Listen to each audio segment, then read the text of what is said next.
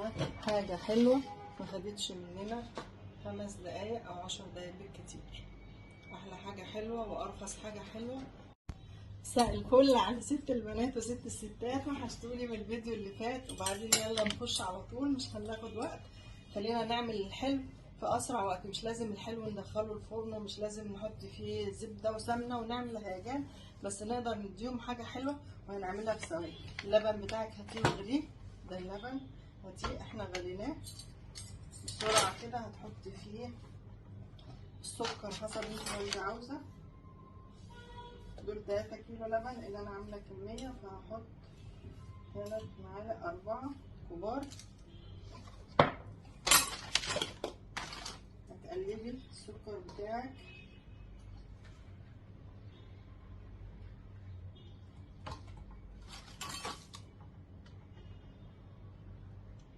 تمام. حليه زي ما انت عاوزه، عايزه تزودي زودي، عايزه تنقصي نقصي. معانا اللبن ده بكوره،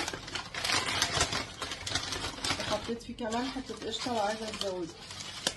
ده الرقاق، مش لازم الرقاق بتاعك، مش لازم لحمه مفرومه، مش لازم كله صينيه رقاق. صينيه رقاق سمنه ووجع دماغ. هتكسريه زي ما انت عايزه اهو. هتنزلي في اللبن، تكسريه كبير، تكسريه صغير، تكسريه زي ما نفسك فيه. هتديهم احلى حاجه حلوه في ثواني.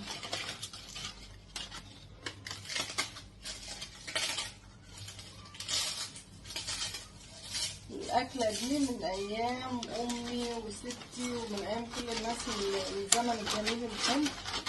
كلنا بنحبها. تاكليها بقى ساقع، تاكليها سخن، تعمليها لهم فطار، تعمليها لهم في حاجة حلوة. لما يقولوا عايزين حاجة حلوة وما عندكيش حاجة تعمليها،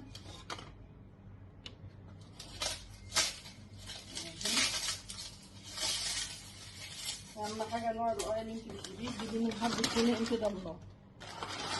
يعني ايه؟ يعني بصي، رقاق مش رقاق، رقاق كده، حاجة كده هشة وجميلة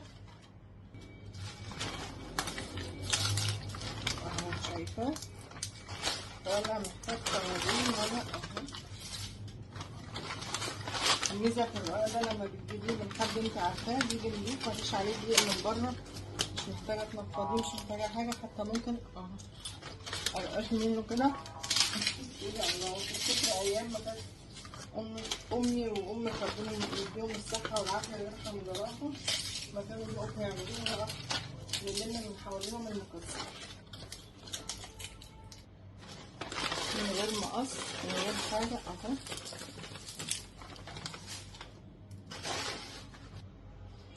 كده تمام. حطينا الكميه اللي احنا عايزينها حسب اللبن اللي انت جايباه، حسب العدد اللي عندك اهو. كده اللبن سخن، هسيبه شويه يبرد. هنضف مكاني زي ما اتعودنا، ما نعملش حاجه الا واحنا واقفين في مكاننا نضيف.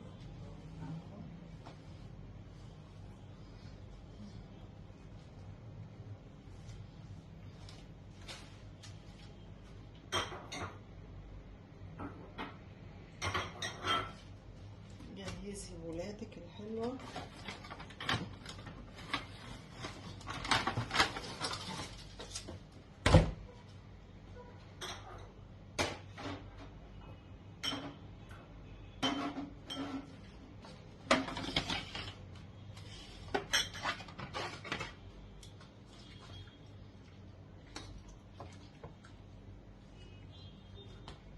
لسه هو كده دافي شويه، انا سبته شويه دافي.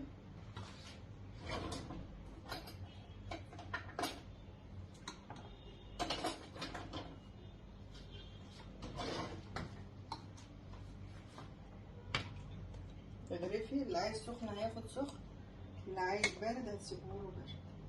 والمكسرات ما بحطهاش معاه في الحله، لان في عندي ناس ما بيحبوش المكسرات، هحطها لوحدها. ادي الطبق.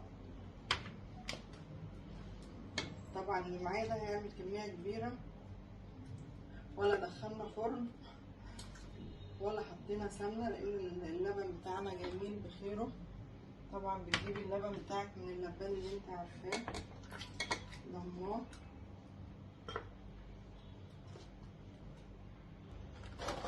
كده كمان ده لسه دافي، ده هسيبه يبرد، لان ايه، في ناس بيحبوه سخن وفي ناس بيحبوه بارد. هنسيب البارد ده يبرد.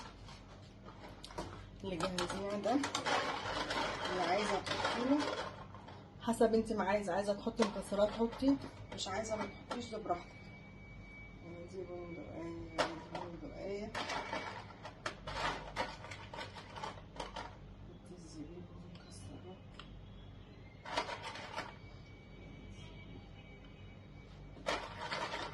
طبق لذيذ، طبق غني، طبق كله يعني. بصي معاكي اللبن، البروتينات، معاكي المكسرات، معاكي الرقاق.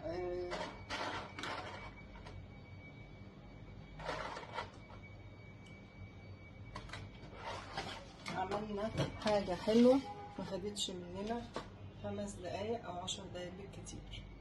احلى حاجة حلوة وارخص حاجة حلوة وما خدتش مننا وقت نهائي، وفكرتنا بالزمن الجميل. وبرافو عليا كبيت اللبن.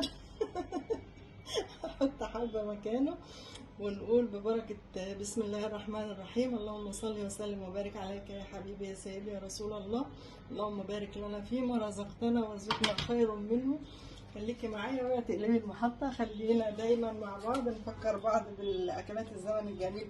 طبعا انا مش شيف وماليش، انا بشارككم بس الحاجات اللي انا بعملها، تجاربي، وبنفتكر مع بعض الايام الحلوة اللي فاتت والاكلات بتاعت اهالينا اللي مهما عملنا ومهما كلنا ومهما رحنا مطاعم حلوة ومهما سافرنا بره وجوه بنرجع نشتاق لاطباقنا الجميلة اللذيذة.